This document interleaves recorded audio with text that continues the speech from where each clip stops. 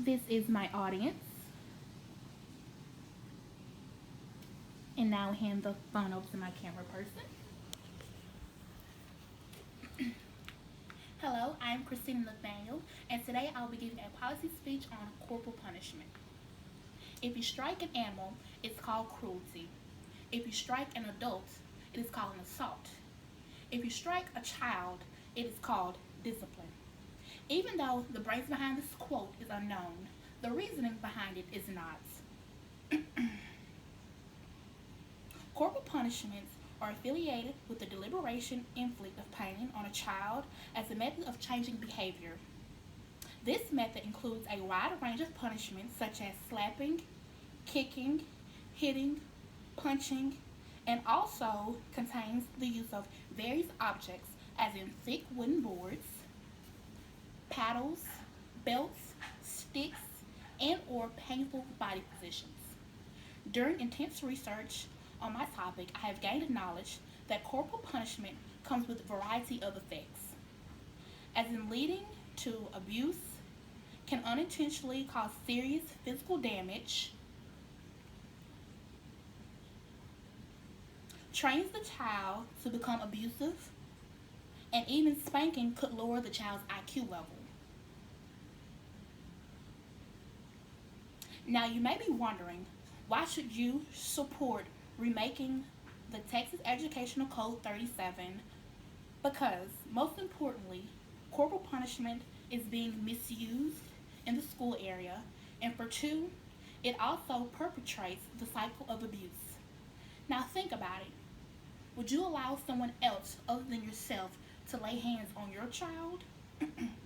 After this speech, I hope everyone will not only gain a clear understanding on how corporal punishment affects lives of children, but also take ignition to make corporal punishment in the Texas School District similar to Mississippi Code 371157.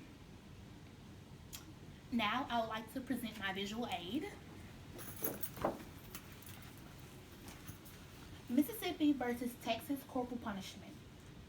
At the bottom to my right, it says Texas corporal punishment.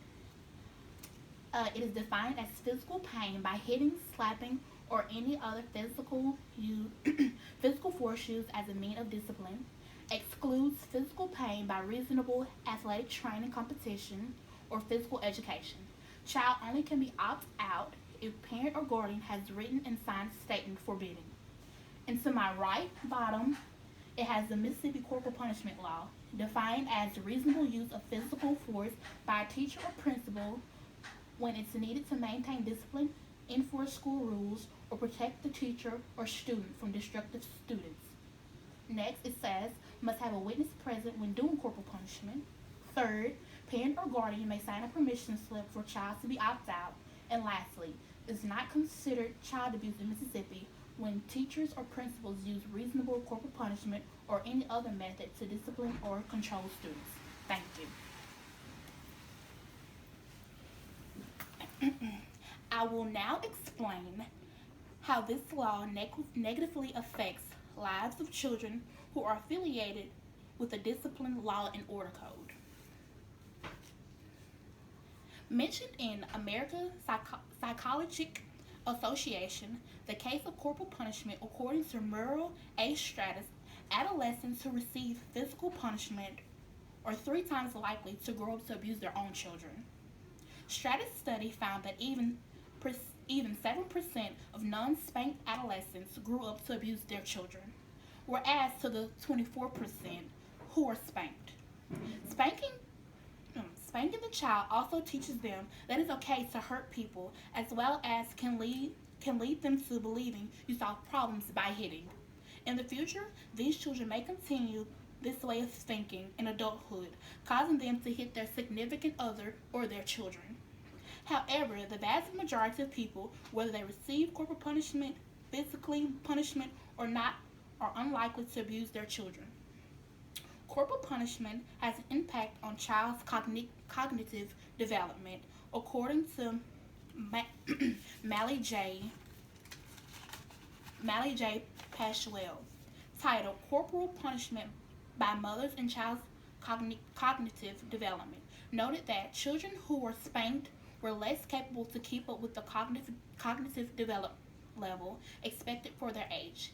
It can even decrease the child's IQ level. By spanking a child, it can as well reduce the brain's gray matter, which is crucial because it influences learning abilities. Children who experience physical punishment can also be impaired emotionally. Verbally or physical abused children are more likely to show psychological disturbance, says Ask Dr. Sears. Physical corporal punishment is considered as child abuse, which can eventually lead to lower self-esteem, brain damage, attention disorders, and substance abuse, states the U.S. Department of Health and Human Services.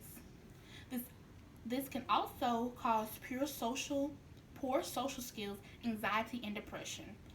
I will now explain how corporal punishment in the Texas school area was used more so physical than usual.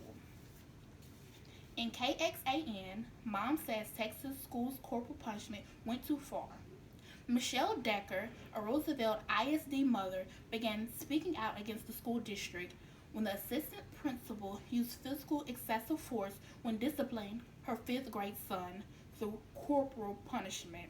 After talking back to a teacher, Decker stated Gianni, her son, had two options. He could either go to ISS for 3 days or he could get 3 swats. Next, Gianni stated, I didn't want to go to ISS, so I'll take the 3 swats. When Gianni got home, she noticed that he was limping up the stairs, and when asked by his mother what was wrong, she noticed he had dark bruises on him. Decker also mentioned when he pulled his pants down, I immediately started crying because I spanked my children, but I never spanked them as hard as the assistant principal did my son.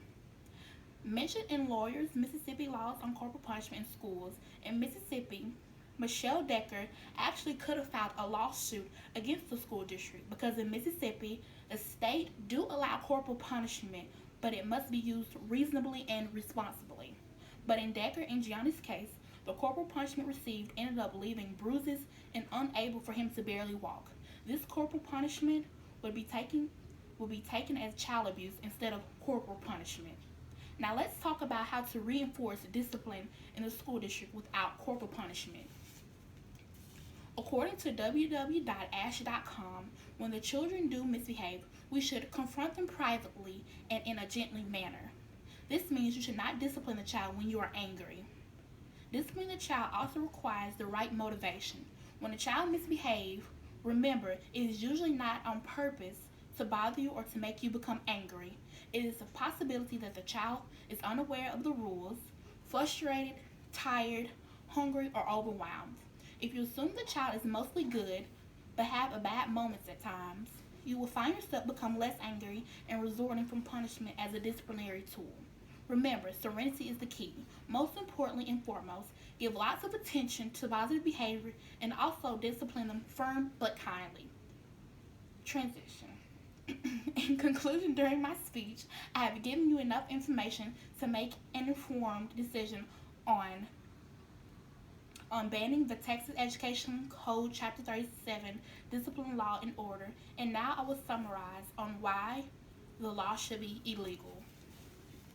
When I discovered what type of corporal punishment students in the Texas school district were receiving, I thought, why should someone other than the parents or legal guardian be eligible to physically put hands on someone else's child? Not only is the punishment being misused on the students, it is also physically, mentally, and emotionally affecting the child. Ongoing with this type of corporal punishment will eventually affect the student's future by growing up abusing their own child, teaching them that hitting is okay to hurt others, taking the punishment through adulthood and possibly abusing their spouse, having an effect on their learning ability, and also causing fear, depression, and low self-esteem. We should all support making the Texas Education Code Chapter 3 into the Mississippi Code 371157 because if corporal punishment is going to be put in place, it must be used the correct way. Thank you.